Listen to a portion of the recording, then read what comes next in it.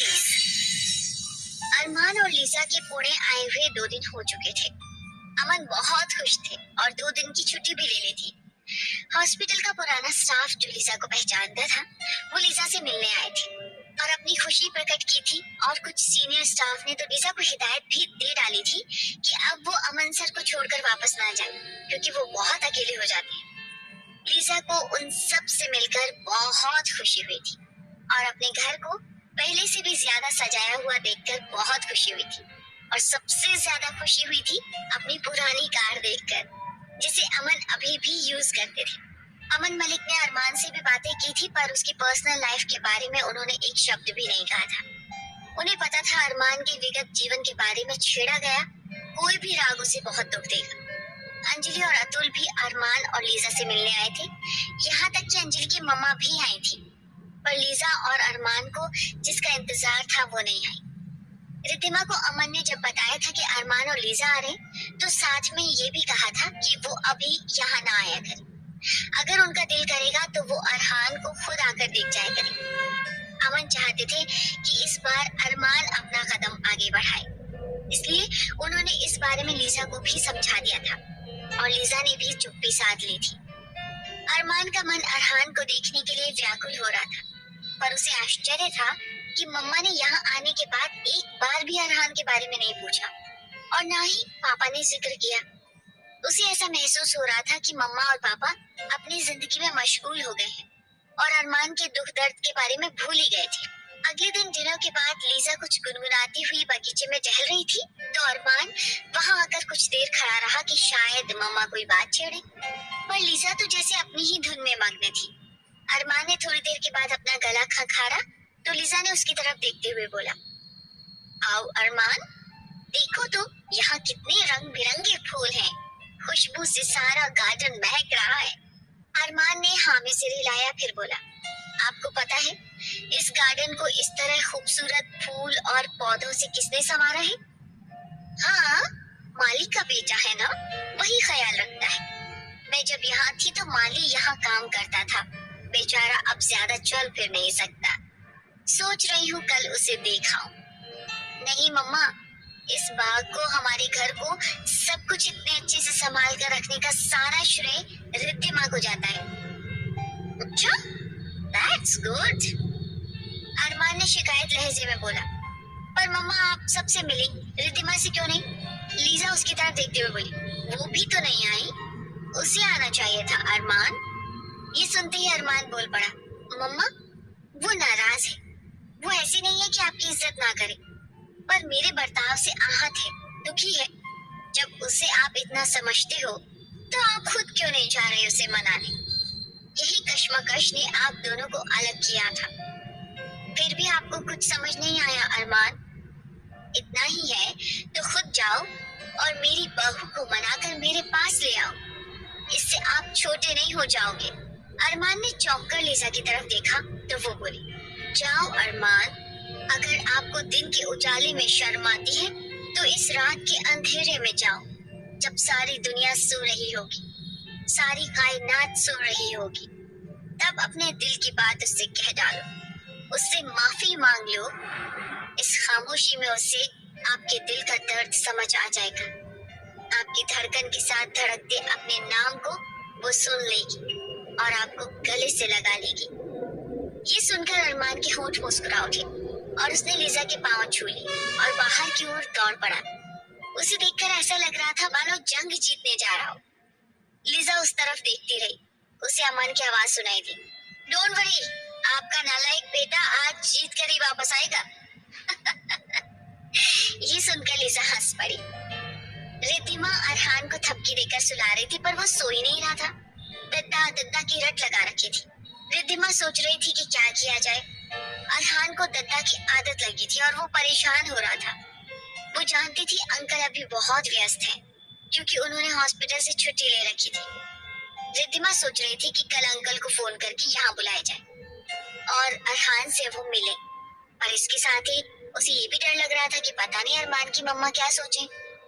उसे पता था अंकल ने कुछ सोचकर ही उसे उनके घर जाने को मना किया था, पर वो लीजा से ही रूबरू नहीं थी, इसलिए उनके दिल का हाल नहीं समझ पा रही थी। उनकी यहाँ आने की सूचना पाने के बाद से ही रिद्धिमा का दिल धड़क रहा था और वो किसी भी काम में दिल नहीं लगा पा रही थी। घर के सामने किसी वाहन की आवाज से, गेट खोलने की आवाज से, हर आवाज से वो चौंक जाती थी और लगता था शायद अरमान आया हो, पर वो नहीं आया था। जितने दिन बीत रहे थे, रिद्धिमा का दिल बैठा जा रहा था। शायद फिर से उनकी ये खामोशी उन्हें अलग कर दे और शायद फिर कभी कोई आर्य आकर उनकी गलतफहमी दूर न करे। यही डर उसे सताने लगा था, पर वो खुद भी वहां जाने की हिम्मत नहीं जुटा पा रही थी। यही सब सोचते हुए वो खिड़की के पास आकर खड़ी हो गई और बाहर देखने लगी, जहां घुप अंधेरा छाया हुआ था। अंधेरे को देखते हुए उसे अचानक लगा कि सामने वाले पेड़ के नीचे कोई खड़ा है।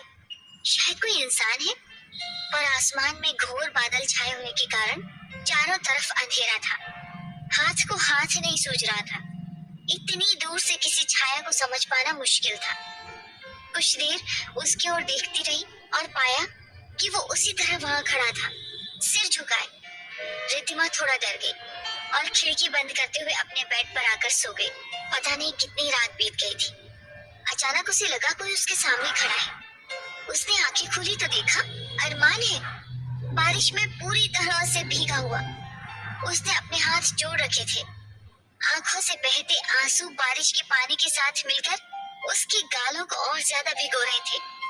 उसके होंठ थरथरा रहे थे और होठों से बस ये शब्द निकल रहा था, मुझसे अलग मत होना रिद्धिमा, मैं मर जाऊंगा। रिद्धिमा की आंखें खुल गईं। वो बेड पर उठ बैठी। सपना था, सिर्फ एक सपना। अरमान नहीं था वहां। उसने देखा बाहर बारिश नहीं थी, बल्कि हल्की रोशनी खिड़की के शीशे से अंदर आ रही थी। वो समझ गई थी कि आसमान साफ होकर चांद निकल आया होगा। वो कुछ देर वैसे ही बैठी रही, फिर उठकर पानी पिया और घड़ी देखी। रात के 2 बज रहे थे। वो बेड पर लेटने वाली थी कि उसे उस परछाई का ख्याल आया जो उसने पेड़ के नीचे देखी थी। वो उठकर आई और खिड़की को खोलते हुए उस पेड़ की ओर देखा, तो जैसे उसकी सांसें थम गईं। आसमान में पूर्णमासी का चांद निकल आया था और सब कुछ साफ साफ दिख रहा था। उस पेड़ के नीचे अरमान खड़ा था, पेड़ के सहारे खुद को टिकाए हुए, उसकी खिड़की की ओर टकटकी लगाए, मानो सारी जिंदगी वो इसी तरह खड़ा रहेगा और रिद्धिमा की राह देखेगा। रिद्धिमा के थरथराते होठों से बस इतना ही निकला, अरमान। और वो बिना कुछ सोचे दरवाजा खोलकर नीचे की ओर भागी। उसे समझ नहीं आ रहा था कि अरमान कितनी देर से वहां ऐसे ही खड़ा था। वो जब पहली बार वहां देखी थी तब रात के 11 बज रहे थे और अभी 2 बज रहे हैं। इसका अर्थ है 3 घंटे हो गए और अरमान शायद उससे भी पहले वहां आया होगा। पर वो वहां क्यों खड़ा है? उसे अच्छी तरह पता है कि रिद्धिमा के कमरे से ही वो पेड़ दिखता है। तो क्या उसने सोचा होगा कि रिद्धिमा उसे देखकर बुलाएगी? पर अगर रिद्धिमा नहीं दिखती तो क्या वो इसी तरह सारी रात उस पेड़ के नीचे रिद्धिमा की खिड़की की तरफ देखते गुजार देता? पर उसे किस डर ने इस तरह वहां खड़े रहने को मजबूर किया है? क्या वो सोच रहा है कि रिद्धिमा उससे मिलने या पहचानने से इनकार कर देगी? क्या अब तक उसने रिद्धिमा को इतना ही पहचाना है? क्या 3 साल की दूरी ने अरमान को इतना डरा दिया कि वो अपने दिल की बात कहने से भी अब डर रहा है? रिद्धिमा यही सब सोचती जा रही थी और सीढ़ियों से नीचे उतर रही थी कि उसे ये भी ध्यान नहीं रहा कि कम से कम लाइट ऑन कर ले। इस दौर में वो 2-3 बार गिरते गिरते बची और उसके पैर में मोच आ गई, पर वो रुकी नहीं। बाहर आकर गेट खोलने के चक्कर में अपनी ही उंगली उसमें दबा बैठी और उंगली से खून निकल आया। पर उसे अभी इन सब की परवाह नहीं थी। उसे बस अरमान तक पहुंचना था जो उसकी मंजिल थी। अरमान मम्मा से ये कहकर तो आ गया था कि वो रिद्धिमा से माफी मांगकर उसे मना लेगा, पर रास्ते में उसे वो हर चीज याद आने लगी जो उसने रिद्धिमा के साथ बुरा किया था। तानिया के इंडिया आने पर उसे झूठ बोलकर शशांक विला भेज देना, गुस्से में अलविदा कहकर ऑस्ट्रेलिया चला जाना, उसके बाद उससे कोई कांटेक्ट न रखना, तलाक के कागजात मिलते ही उसे हालात समझाने या माफी मांगने के बजाय तलाक दे देना और फिर उसके करीब होना और फिर यूं ही उसे छोड़कर फिर से ऑस्ट्रेलिया भाग जाना, वहां तान्या से शादी। वो हर एक गलत कदम उसे याद आ रहा था जो उसने किया था। कहा जाता है कि गलती करने के बाद पछताने का कोई फायदा नहीं होता, पर इंसान चंद क्षणों में बिना आगे पीछे सोचे गलती करने को राजी हो जाता है और फिर अफसोस करता है। अरमान की भी वही हालत थी और अब उसकी आत्मग्लानि उसे रिद्धिमा के सामने जाने से रोक रही थी। तलाक की रात उसने शराब पी ली थी और जो काम इंसान होश में नहीं कर पाता, जो हिम्मत होश में रहते नहीं दिखा पाता, वो नशे में कर सकता है। इसलिए बड़ी सहजता से उसके दिल की बात जुबान तक आ गई थी, पर अब वो इन्हीं उलझनों में उलझा हुआ था कि क्या करे। रिद्धिमा, मैंने गलती कर दी, मुझे माफ कर दो। और क्या इतने लंबे अरसे तक रिद्धिमा जो तकलीफों से गुजरी, उसके लिए ये कुछ शब्द काफी है? कभी नहीं। तो फिर वो क्या करे, क्या कहे, जिससे कि रिद्धिमा ये समझ जाए कि वो भी इन बरसों में उसी आग में जल रहा है जिस आग में रिद्धिमा जल रही है। और अगर रिद्धिमा ये पूछ बैठी कि तान्या उसके कितनी करीब थी, तो वो क्या कहेगा? क्या उसके ये कहने पर कि तान्या के साथ उसका कोई करीबी रिश्ता बना ही नहीं, रिद्धिमा विश्वास कर लेगी? एक बार तो उसने अरमान पर भरोसा किया था, जब उसने तान्या को सिर्फ अपना दोस्त बताया था, पर तान्या यहाँ आकर अपनी चाल खेल गई और तब तक खेलती रही जब तक रिद्धिमा को उनकी शादी की न्यूज न मिली। आर्या से अरमान को पता चला कि तान्या अरमान और उसकी तस्वीर रिद्धिमा को भेजती रहती थी। ये बात डॉक्टर मलिक ने आर्या को बताई थी। अरमान समझ सकता था उन तस्वीरों को देखकर रिद्धिमा के दिल को कितनी ठेस पहुंची होगी, वो कितना रोई होगी और इतना बड़ा फैसला ले लिया होगा। उस टाइम अरमान अगर एक बार पूछ लेता कि रिद्धिमा जैसी लड़की ने इतनी जल्दी तलाक का फैसला क्यों लिया, तो वो शायद बता पाती, पर उसने ऐसा नहीं किया था। तो क्या एक शब्द सॉरी से उस पर रिद्धिमा की तकलीफों का जो कर्जा चढ़ा है वो उतर जाएगा? कभी नहीं। वो जैसे जैसे रिद्धिमा के घर के नजदीक आ रहा था, उसके दिल की धड़कन तेज हो रही थी। वो जब रिद्धिमा के घर के सामने पहुंचा तो देखा अतुल और अंजलि अपनी बच्ची को गोद में लिए गेट के पास खड़ी हैं और अंजलि अपनी मम्मा से कुछ बात कर रही थी। ये देखकर अरमान का माथा ठनका, क्योंकि वो अपनी बात सिर्फ और सिर्फ रिद्धिमा से कहना चाहता था। उसने थोड़ी दूर अपनी गाड़ी रोकी और सोचने लगा कि क्या किया जाए। तभी देखा अंजलि और अतुल बाय बाय कहकर हाथ हिलाते हुए अपनी कार में बैठे और वहां से चले गए। अंजलि की मम्मा ने गेट बंद कर दिया और अंदर चली गई। अरमान को याद आया कि अंजलि की मम्मा भी रिद्धिमा के साथ रहती है। उसे याद आया ये विला तो अंजलि के पापा का ही है। अरमान ने सुना था कि अंजलि की मम्मा अपनी बेटी की तरह बातों में बहुत तेज है। डॉक्टर शशांक को रिद्धिमा के वहां लाने पर उसने एक ही झटके में तलाक का फैसला ले लिया था और मुंबई चली गई थी। अरमान आज ऐसा किसी को नहीं चाहता था जो उसके और रिद्धिमा के बीच आए, इसलिए उसने कुछ देर गाड़ी में ही बैठने का निर्णय लिया। थोड़ी देर बाद उसने देखा विला की ज्यादातर लाइट ऑफ हो गई, पर रिद्धिमा के कमरे की लाइट ऑन थी। वो हिम्मत करके नीचे उतरा और उस पेड़ के पास आकर रिद्धिमा की खिड़की की ओर देखा, जहां उसे एक साया दिख रहा था जो किसी बच्चे को गोद में लेकर कमरे में टहल रही थी और कुछ लोरी गा रही थी, जिसकी धीमी पर सुरीली आवाज उसके कान में रस घोल रही थी।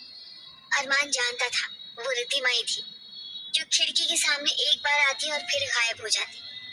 ऐसे ही कुछ समय तक चलता रहा और अरमान यही सोचता रहा कि काश रिद्धिमा की नजर इधर बढ़ जाए। पर करीब आधे घंटे बाद खिड़की पर रिद्धिमा का साया दिखना बंद हो गया और अरमान निराश हो गया। इसी सोच विचार में कुछ देर और गुजर गई। अरमान ने देखा आसमान में काले बादल उमड़ रहे थे, चारों तरफ अंधेरा छा रहा था। उसने खिड़की की तरफ देखा और उसकी आशा की किरण एक क्षण के लिए बंधी, क्योंकि रिद्धिमा खिड़की पर खड़ी उधर ही देख रही थी। उसने कुछ देर उधर देखने की कोशिश की, फिर खिड़की बंद कर दी। अरमान की आशाओं का महल एक क्षण में धराशायी हो गया। उसे ऐसा महसूस हुआ मानो रिद्धिमा की लाइफ में शामिल होने के लिए उसे जो एक आशा की किरण मिली थी, उसे रिद्धिमा ने खुद बंद कर दिया था। उसकी आंखें भर आईं और वो अपने होठों को दबाते हुए उसे रोकने की कोशिश करने लगा। एक बार को लगा कि वो लौटकर चला जाए। वो जानता था आज अगर वो चला गया तो फिर कभी उसे ये मौका नहीं मिलेगा। वो उसी तरह खड़ा रहा और सोचने लगा कि रिद्धिमा अभी अपने बेबी को बाहों में लेकर कितने चैन से सो रही होगी। उसे याद आया शादी के बाद जितने दिन रिद्धिमा उसके घर पर रही, सोफे पर सोती रही, पर कभी कोई शिकायत नहीं की थी उसने। उसे शायद लगा भी होगा कि अरमान की वजह से उसे इतनी तकलीफ उठानी पड़ी थी। अभी उसे जो खुशी भरी जिंदगी मिली है, अरमान के आने पर कहीं बिगड़ न जाए। अगर रिद्धिमा ने कुछ ऐसा कह दिया तो। रात बीतती जा रही थी। अरमान उसी तरह खड़ा अपनी सोच में डूबा हुआ था, यहाँ तक कि काले काले बादल छंटकर आसमान में चांद निकल आया था और आसमान रोशनी से नहा गया था। पर अरमान नहीं जानता था कि उसकी जिंदगी के बादल कब छटेंगे। उसने एक लंबी सांस ली और उस बंद खिड़की की ओर देखा, और तभी अचानक खिड़की खुल गई और रिद्धिमा का चेहरा नजर आया और एक क्षण में ही गायब हो गया। अरमान को लगा शायद रिद्धिमा उसे देखकर पहचान गई है, उसके सामने नहीं आना चाहती, इसलिए वो खिड़की के सामने से हट गई।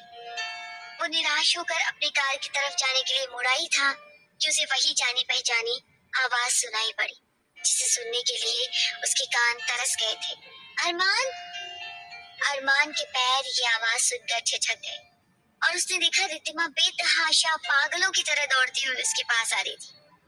तभी अरमान की नजर सामने पड़े हुए पत्थर पर पड़ी और वो चिल्लाया, रिद्धिमा संभल के!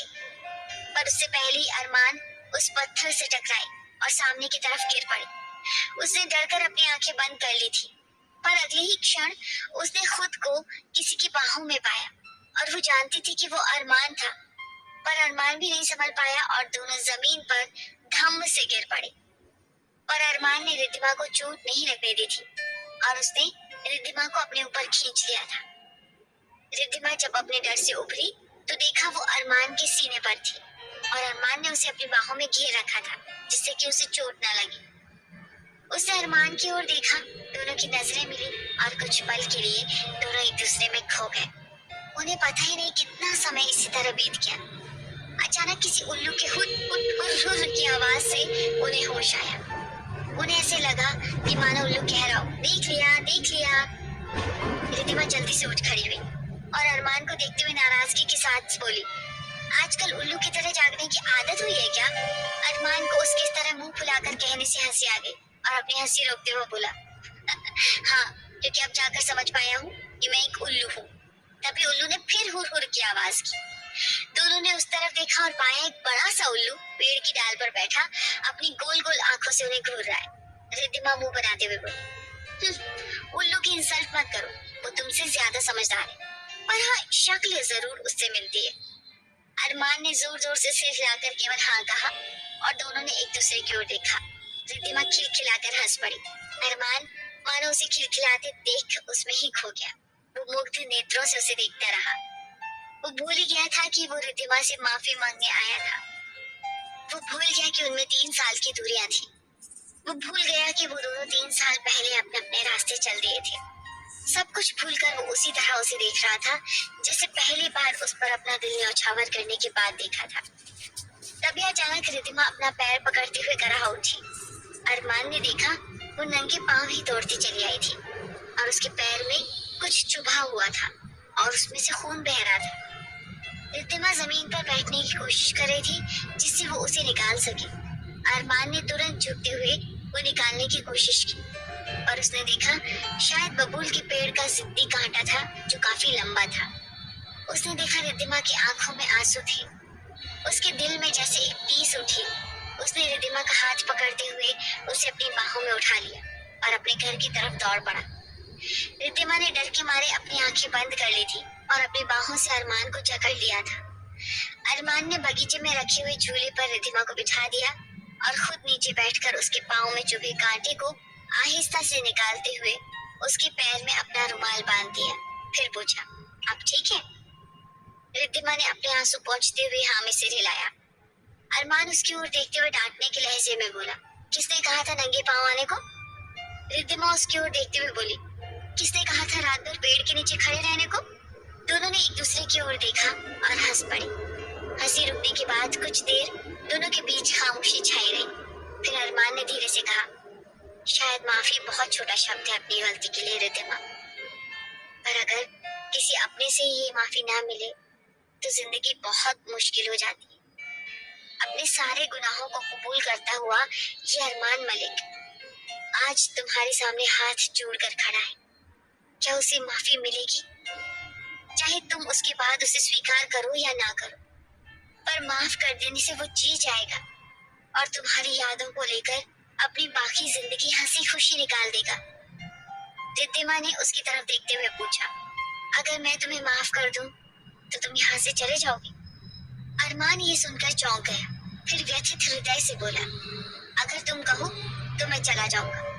मैं शायद रिश्ता जोड़ने के काबिल ही नहीं हूँ, जिससे भी जोड़ा उससे तकलीफ दी, इसलिए कहीं अकेला अपनी जिंदगी गुजार लूंगा। और जब अरहान बड़ा होकर पूछेगा उसके पापा कहाँ हैं, तो उसे क्या जवाब दूंगी बता कर जाना।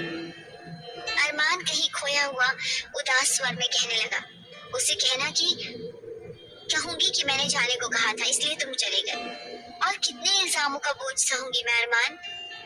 क्या वो जिद्दी हुसैन ना समझ अरमान मलिक कभी नहीं सुधरेगा? अचानक उसने चौंकते हुए रिद्धिमा की ओर देखा, फिर रिद्धिमा के हाथ पकड़ते हुए रुंधे हुए स्वर में बोला, नहीं रिद्धिमा, तुम पर कोई इल्जाम नहीं लगा रहा मैं, सारी गलती मेरी थी, पर मैं क्या करूं? इस नासमझ बेवकूफ अरमान मलिक को समझना ही नहीं आता। उसे तुम्हारा साथ चाहिए रिद्धिमा, वो सुधरना चाहता है। क्या मुझे माफ करके मुझे अपना नहीं सकती? रिद्धिमा ने अरमान की तरफ देखा और बोली, अपना तो उसी दिन लिया था जब तुम अपनी निशानी मेरे पास छोड़ गए थे। अरमान इतना सुनते ही उसके हाथों को जकड़ते हुए व्याकुल स्वर में बोल उठा, मुझे अपने बेटे से मिलना है रिद्धिमा, उसे गले लगाकर ढेर सारा प्यार करना है। रिद्धिमा ने उसकी तरफ देखा और उठने की कोशिश की, पर उसके पैर में बहुत दर्द था। अरमान ने ये देखा तो उसे अपनी बाहों में उठा लिया और कमरे की ओर चल पड़ा। जब वो वहां पहुंची तो रिद्धिमा ने धीरे से कहा, उतार दो मुझे अरमान। अरमान के उसे उतारते ही उसने बिना आवाज के दरवाजा खोला और अंदर बेड की तरफ देखते ही अरमान का जी भर आया। एक प्यारा सा नन्हा सा फरिश्ता बेड पर सो रहा था। अरमान की आंखों में खुशी के आंसू भर आए। वो उसे पहुंचता हुआ बोल उठा, मेरा बेटा है ये? नहीं, मलिक अंकल का पोता है ये। अब तक यही पहचान है अरमान। सॉरी, तुम्हें इस तरह छोड़कर चला गया था, इसके लिए सॉरी। तुम्हें जो तकलीफ। तभी रिद्धिमा उसके पास आई और होठों पर अपनी उंगली रख दी। अब पुरानी बातें भूल जाओ अरमान, अब हमें उनसे कोई वास्ता नहीं रखना है। क्या हम कुछ और बातें नहीं कर सकते? अरमान ने हामी से रिलाया और रिद्धिमा की तरफ देखते हुए बोल पड़ा, क्या मैं तुम्हारे एक हक के काबिल हूँ? प्लीज। रिद्धिमा मुस्कुरा पड़ी और उससे लिपट गई। दोनों ऐसे ही कितनी देर तक एक दूसरे के आलिंगन में लिपटे रहे, उन्हें खुद ही पता नहीं था। दोनों की जुबान से एक शब्द भी नहीं निकल रहा था, पर उनकी धड़कन एकाकार हो चुकी थी और एक दूसरे के दिल की बात बखूबी समझ रही थी। धीरे धीरे रात बीतती गई और सुबह की बहुत हल्की किरण पूरब की दिशा से झांकने लगी और साथ में चिड़ियों की मीठी चहचहाहट जैसे उन्हें बता रही थी कि उनके जीवन के सारे अंधेरे छट चुके थे और अब उनके जीवन में मीठे संगीत की गूंज ही गूंज थी।